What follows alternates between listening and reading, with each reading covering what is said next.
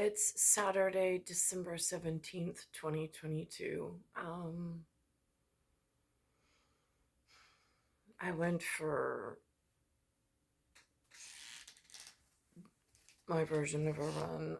In this, I ran down towards Fort Totten, along the Greenway in New York City and then back.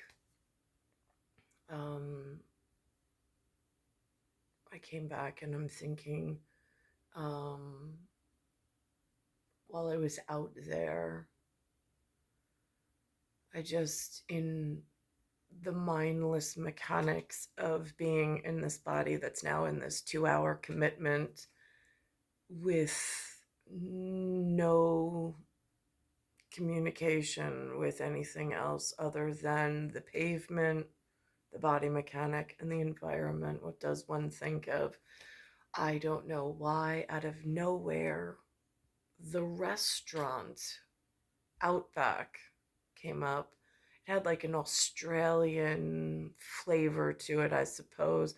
Not that I've ever been to Australia, but it was a theme. Like Disney World has a theme, and then it invents what they're going to put cuisine wise in Epcot. They have a theme about it. I think there's outside foreign agreement of some sort. Maybe there's not. Maybe it's just their staged event of what they want Americans to think Australia feels like. I have no idea.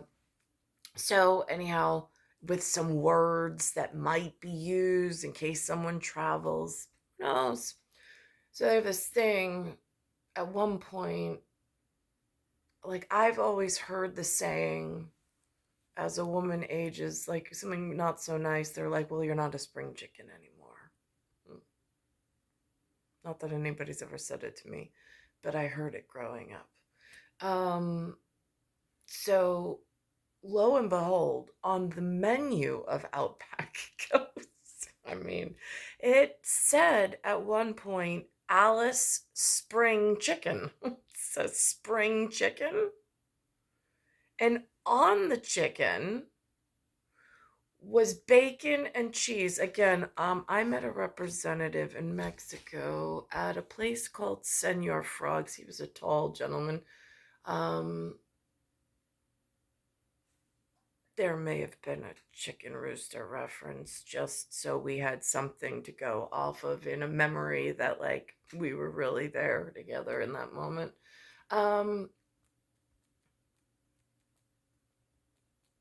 So that was interesting.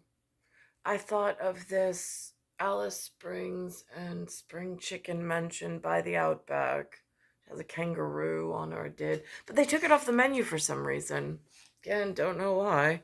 And on that note, I'm watching this morning this heritage auctions that they put up on CBS or CBS Saturday mornings, E51 on Saturday, 12/17/2022.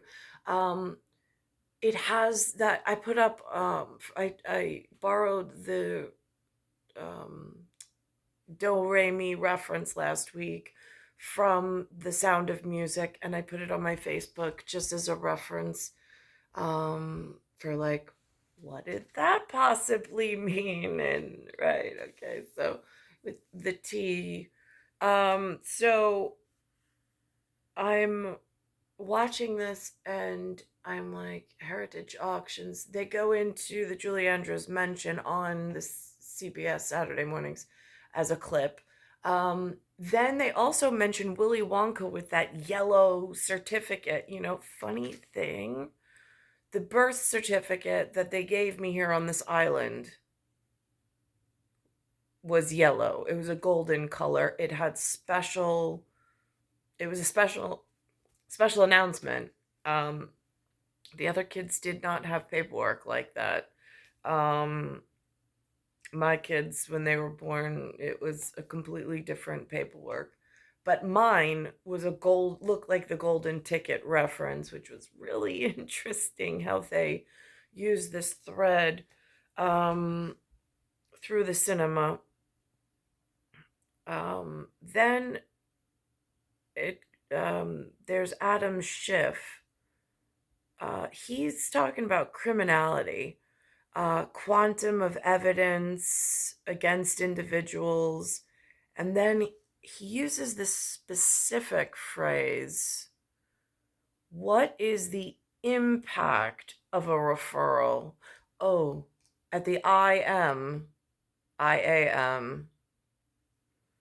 That's really interesting when you can like compound the IM and the PAC for the T cross. Um, so I found his choice of words very interesting. I'll put that reference up. Then they also have this thing about, they have something called a Miss America. I know it's a beauty pageant, no idea how one enters, no idea what's involved in it. But this particular one, which I have also haven't seen referenced in like ages, it really only happens on the television. Um, she mentions she's going into nuclear engineering. I'm like, oh, so they're beautiful and they let them be smart. That's interesting because in New York that didn't happen. The series of rooms I was in, for whatever reason, and I'm the square root of 9. Like, I have the hands of time. In astrology, astronomy, and like important things of placement amongst humanity for religious purposes and like the quiet, I don't understand. Like, is there still a supper club? I mean, why on earth would I have been like blocked from learning and educating the way the other children were allowed to? Why was I given the contract from God and as the Holy, on behalf of God as the Holy Spirit, or the spiritually whatever in the room, or whatever the actual letter said at the time? I mean, why was all of that granted and given? And then when it came time to find the appropriate person, the appropriate supper representative never showed. Or, I mean, because they introduced me to the one, I was happy with the one that they introduced me to. I don't know if he was unhappy with me. But then it was just taken. And what am I supposed to do for the rest of my life? How am I supposed to survive? Um, so there's that. Then they also have up there this burning. I've heard in the media, like, they always like to trash the Germans, which I don't. Um, there's something about burning books, and they're really mad at Hitler with burning books and in this big public display. And I don't follow, and like, I'm not a history buff. I don't follow anyone's history. It's a bunch of hooey at this point. I mean, I'm a square root of 9, and it's some collective dissidence that some people are like gathering around and then fighting over, and I'm just not into it. So, um, I'm just looking for like the monogamous supper club. Where do I go? I mean, like, again, I come from like fine painters and sculptors at a time in like ancient civilization. I'm stuck in a modern mess for which I didn't create, and I certainly don't like being stuck without a companion. Um, so anyhow, so there's that. Then they have, but I like the tangible books. I like she talks about it, like the smell of the pages, the physicality of the books. I'm having a really hard time with reading at the moment. Again, yesterday I had put on about how I discovered they'd given me a clear cup, and in the clear cup at the bottom, and it had this weird flavor. I wasn't sure if it was a possible lead ingestion, LEAD, unbeknownst to myself. I mean, it doesn't say that it's sweetened with lead. So, anyhow, so then they have this thing up about this $1 billion real estate development. Now, that's not the kind of real estate I was in. I was in like local, not even in Manhattan, like just whatever was around, whatever they introduced me into, which was single family homes, um, but not $1 billion projects, not real estate development. I don't even know any of those people, wouldn't know how to even get into it. Um, but they're speaking of these skyscrapers that they built, $3 billion. And after it was built, like they show the engineering portion of it, which I'm fascinated by. Again, I don't like these modern marvels. However, I really enjoy the mechanics of it. I mean, like how the integral pieces work, how they had to like create this damper in order to countersink and counterbalance the sway of the motion of the building. But again, like I'm listening to the words that they say, and I'm like, I don't think that local retarded, stupid psychologists would look at these men in the engineering department building these giant skyscrapers and ever dare question them or throw them into mental asylum or to be drugged or to be harmed in their normal line of work for saying that the building sways. Like if a windstorm comes, like the building sways. The building engineers are not crazy. The people in the building are not crazy when they say they can't move, when they can't feel it. Like there's a whole psychology around this, but yet I am not being treated with the same amount of respect that some of the learned and have gotten into engineering and were allowed that. I wasn't allowed to climb that high or to reach for those level of stars. I was a square root of 9. There was a lot of jealousy in I don't know where. Someone was trying to keep me safe, or at least I tell myself, until some point when that all ended. And then other things went into effect. And then something happened, and then it became a crazy donkey. And it's just been like, it's just been horrific. Multiple, like, staged events of, like, me being harmed. It's horrible.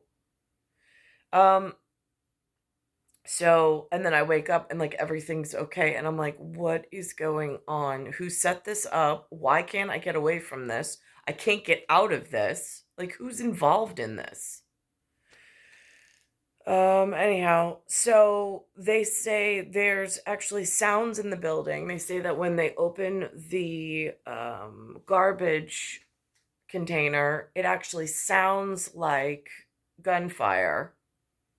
Now, I don't think the man reporting it is crazy, but again, at the level of human interaction that I've had to experience or I've been at the brunt of, it's really frightening how humans are layered in this system. Um, so I'm watching this, um, and then they mentioned something about critics, and then there's this I mean, like, again, it's skyscraper engineering, and then they talk about just how much they say there's only 30% of the building has full-time residents. The rest are anonymous portfolios or individuals that buy these buildings and have them built but don't live there, and nobody lives there. But it's like they're throwing money at a problem, at an invisible problem, just to not have to deal with whatever, or to make a economy, or put a band-aid on something. I mean, that's what it sounds like or looks like, anyhow. So here's this piece on heritage auctions.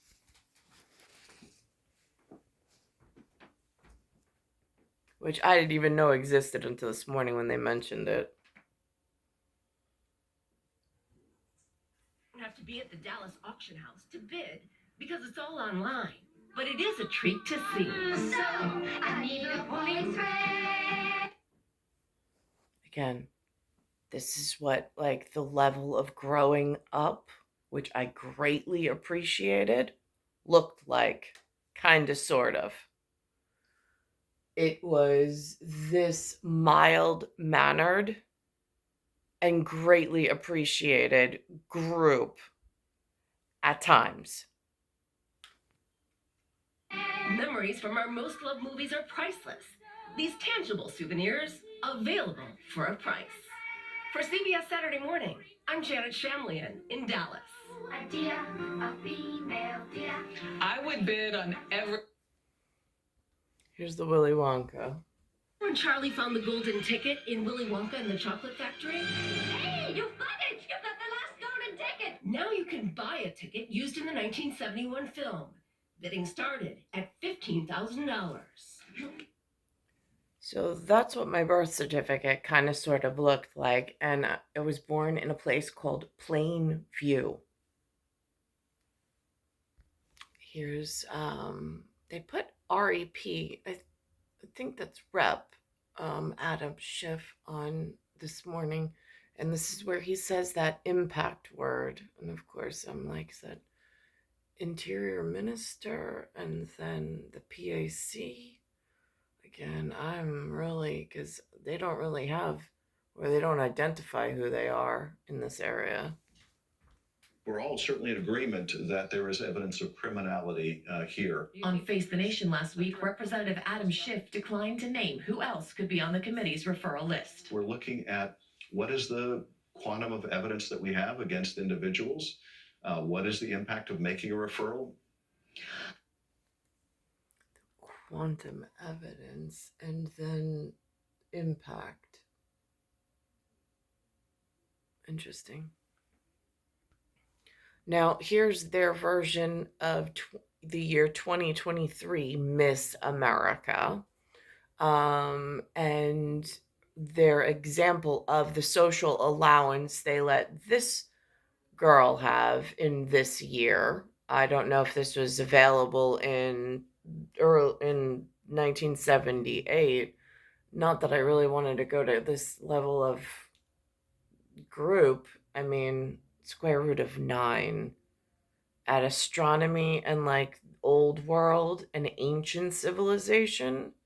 There was supposed to be a process where I didn't have to be dressed up and pageanted through this way. I mean, it was supposed to be directly Last Supper Club and taken to safety and whatever echelon that was in order to have this special child. Not quite sure where, and with special books being written. I mean, like, there are people who have, like, the high heels and the briefs and the father's attention at the desk. I mean, it's... Your Miss America 2023 is Miss Wisconsin, Grace Stanke won the competition. She's a 20-year-old nuclear engineering student. Her big message is don't let people put you in a box. You can be Miss America and a lot of other things. I'm excited. Don't let them put you in a box. That's interesting. Square root of 9, and I've like been whatever into like a series of rooms. Like I've tried in order to get to other levels, but it's just they either don't send the right rep or they keep closing the doors. I get to talk about wind, solar, nuclear, hydroelectric, biomass, and so many forms of alternative zero carbon energy. I told you she was smart, right? I can't believe I saw what I saw. Now, this is the beginning of the story. It says New York City, and it says CBS. When it comes to architecture, the sky is truly becoming the limit. There are currently 4 megatall buildings in the world which measure at least 600 meters, about 2,000 feet. Skyscrapers have typically been office buildings, but now many are being offered as homes, bringing new challenges for builders. At 1,550 feet, the just completed Central Park Tower is the tallest residential building in the world, with some of its 179 apartments reaching more than a quarter mile into the air. Brooke Silva Braga got an exclusive first look at what's at the top. All right, this is it. Welcome to the penthouse. How high are we? We're roughly at 1,400 feet high. The penthouse in Central Park Tower is now the highest residence on Earth. So this is what we call the observatory for a reason. Okay, So every room's an observatory. Its asking price is also in the clouds, $250 million. So it's 3 stories. How many square feet? This apartment is 17,500 square feet. Okay, 17,500 square feet. The room that I'm in that I have to share is 120 square feet. That's 120 square feet. Just so apples to apples in the Big Apple. That's big. 7 bedrooms, 8 bathrooms, 2 kitchens, private terrace. We're legit looking down on the Empire State Building. You're actually looking down. Joaquin Stearns works for Extel Development, the tower's builder. It cost about $3 billion to make this place? Yes, if you include the land, correct. Will it turn a profit? $3 billion to build one building. I'm the square root of 9 in cosmology. There are people who know I exist. And the people that I'm supposed to be amongst, I'm not quite clear why. If they only had one $3 billion honeypot, they couldn't find a way or a position for me to legitimately work within one of these hedge fund or venture fund things. I mean, an assistant, an executive assistant, a project manager, a whatever. I mean, something. But all this time, where I've been in a series of rooms, I've needed help, and not one of the people at this level, running this level of war theater, or playing with war funds and war chests and whatever else they do, and the fun money, couldn't even find it in their busy schedules to help me out with getting me set for having this child. I'm pretty sure that's against religious laws in about a lot of churches or a lot of institutions. Yes, let's hope so. Stearns spent nearly a decade building the tower and the last month staging the penthouse. Now he's looking for a billionaire who sees height as the ultimate form of beauty. This is no different than an art piece. Whether it's a collectible or a piece of art, you're going to pay whatever you're willing to pay for something if this is meant for you. If this sculpture in the sky counts as art, what makes it possible is engineering. If you want to see really where the magic happens, you have to go through behind the scenes, right? We are behind the scenes. Skyscrapers can be unpleasant to live in because they naturally sway in the wind. Oh, here we are. So just below the roof, builders hung this 1,200-ton weight called a tuned mass damper. To counteract the movement of the building. How does it know how to move? It has its own vocabulary, which I don't even know, but I'm learning. But I find it absolutely fascinating. And then it goes to like the paper plans and then shows how it works on paper in theory. But then they take you to the actual facility and they actually show you it in production. I mean, I find all of this totally fascinating. So it's a passive system, meaning that it's like a pendulum. So if the building is moving a little bit one side, the pendulum moves into the other direction. The design for the world's tallest residential building, This was an early study model. came from architects Adrian Smith and Gordon Gill. this could become the signature of the building. They've done this sort of thing before. How often does someone come in and just say, can you build me the world's tallest building? I think we've had that about 8 or 9 times. Smith designed Dubai's Burj Khalifa. At more than 2,700 feet, it is the tallest building in the world. And together, Smith and Gill created a Jeddah Tower, set to shatter that record until construction was halted in 2018 by the Saudi Arabian political purge. Do you think it's going to get finished? Yes. If it does, the tower will rise a staggering 3,300 feet. But everyone wants to know, how high can we go? You know, today we might be able to go to a mile high, but we don't know yet. Is it a short list of things that worry you about going that high, or it's like 12 things you got to deal with? It's the unknowns that worry me. Temperature shifts at the height from the ground plane to the top of the building. It expands and contracts differently. So now they're not going to send doctors to lock them up and medicate them for speaking about things that they know to be so that some of the less learned in the union doesn't know about. Just want to be clear where we're at with governance, because it gets a little confusing from what I've actually been harmed with in the trauma I've experienced while here with some of the local degregates and their mismanagement of who they think I am and how I've been treated and handled. And I don't know any of you. Wind behavior characteristics. That's a big thing, right? The wind. Huge. How much can it sway before it starts to be a problem? In an office building, it's a little more forgiving than it is in a residential building. If you have a swimming pool or a bathtub full of water, the psychology around watching that move is a little different. Yeah. Computer modeling has helped. And so this is put into a huge wind tunnel. This is a mock-up of the kilometer-high Jeddah Tower. And so what you're looking at is how to move that wind around the body.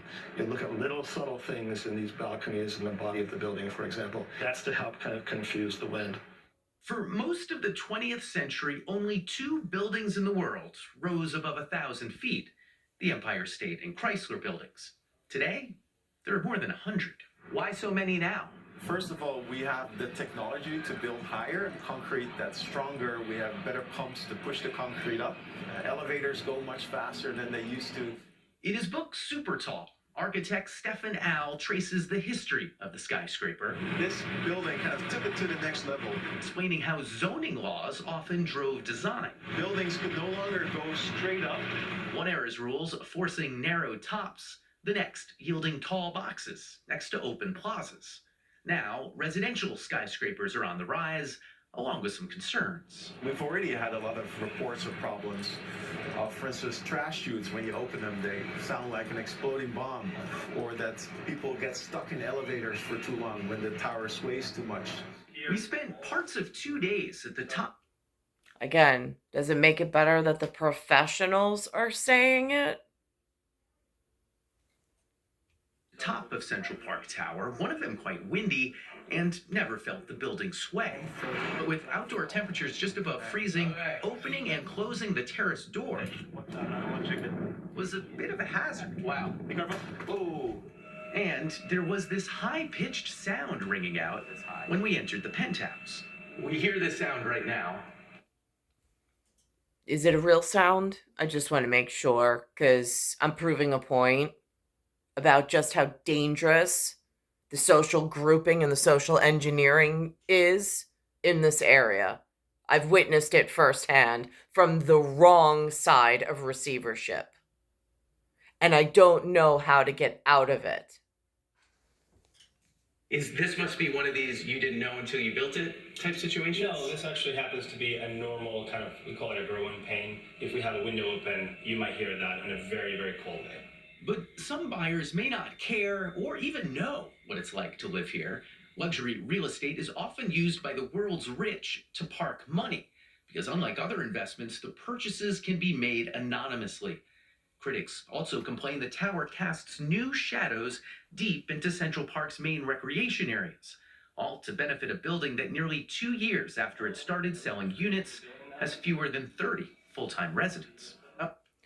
fewer than 30 full-time residents, but yet it's built, they spent $3 billion on it. Band-Aids. It looks like Band-Aids.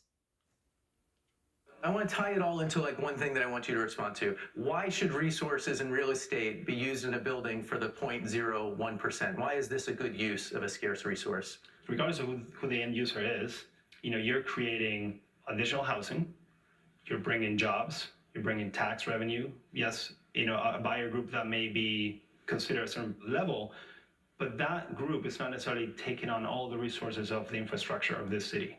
Usually hardly any of them because they aren't here. But in return, we're bringing a lot of revenue to the city. The tallest buildings have rarely been the most popular, at least at first. Are you afraid of heights? Not yet. Just don't look down. They've risen because tenacious developers and daring architects, My goodness. pushed higher than the skeptics thought wise. If my math is right, this is the highest place you can stand outside Asia. I think you're about right. 1,550 feet above New York, you can't help but notice how rare that still is. For CBS Saturday Morning, Brooke Silverbracken, New York. It's star 1978, star 8378, Nicole, Cattaruzza. It's Earth, solar system, Milky Way, universe, galaxies, broken, and it's Bayside Station, Bayside, New York, 11361.